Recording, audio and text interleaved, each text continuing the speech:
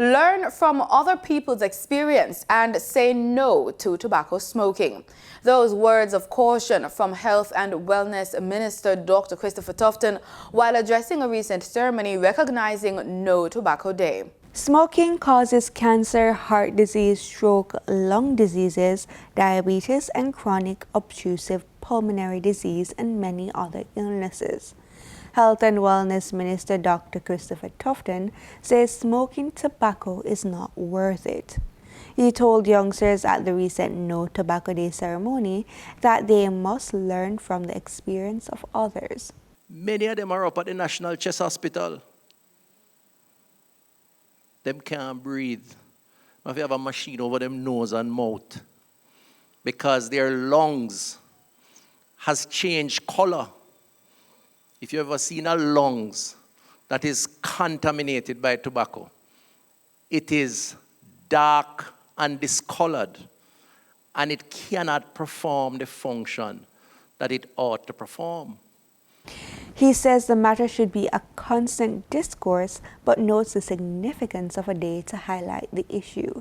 He explains that youngsters must understand the risk involved in smoking. I'm saying to you, it is a wrong course to take.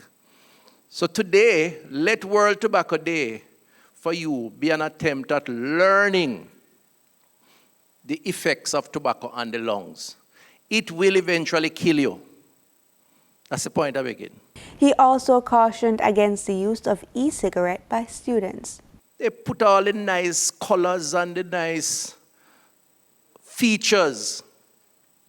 So everybody wants it. And because you can use it and the teacher don't know, because the smell may not be as high, and you can hide it so it don't look like the typical tobacco branded product, a lot of you can get away with it. And a lot do. Well, World Tobacco, No Tobacco Day, I want to say to you as young people, here and out there, it's worse than the tobacco that you smoke. Dr. Tufton says tobacco smoking presents a clear and present danger to young people, noting that 65,000 youth die from secondhand smoking per year globally.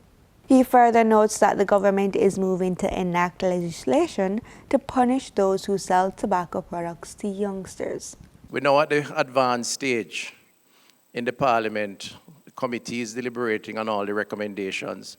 The next step is the debate, and hopefully, as I appeal to my parliamentary colleagues in my sectorial, we won't have much issues to pass it. Raquel Robinson reporting for PBCJ News.